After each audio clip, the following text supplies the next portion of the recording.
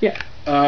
When I was in undergraduate school, the person who taught me the visual fundamentals class, when you're a freshman in art school, you have to take these like required classes. And the person that I just sort of got assigned to happened to also be the printmaking instructor at the school.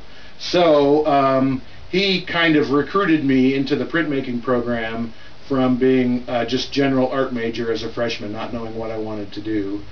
And so I found a home in printmaking. I found the professor to be extremely intelligent and his work to be very expressive. I found that he got a lot of reward, a lot of satisfaction from working and studying printmaking.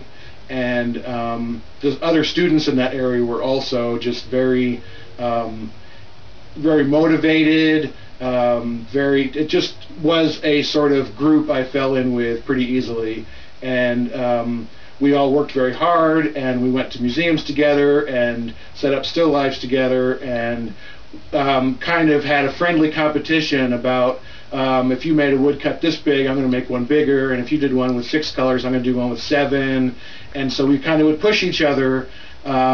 And so the printmaking was a very happy home for me starting out as an undergraduate student, and then I just have continued. And especially with woodcut, I found the way I practiced it, I didn't even need specific tools like a press, for example. A lot of printmakers like etchers or lithographers need to have a press in order to print their prints.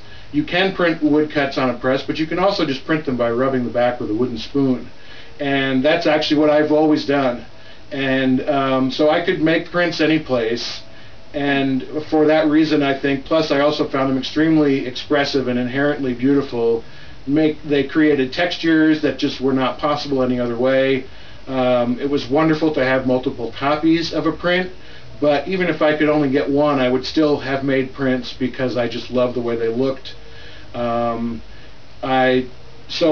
always been very passionate about prints and their qualities as I understood them traditionally, but it's a medium that really allows room for expression and the addition of lots of other media as well. And I think a lot of printmakers today, myself included, really try to experiment with other variations on the media, bringing other tools to the process, maybe making a sort of hybrid image that's partially a print and partially something else,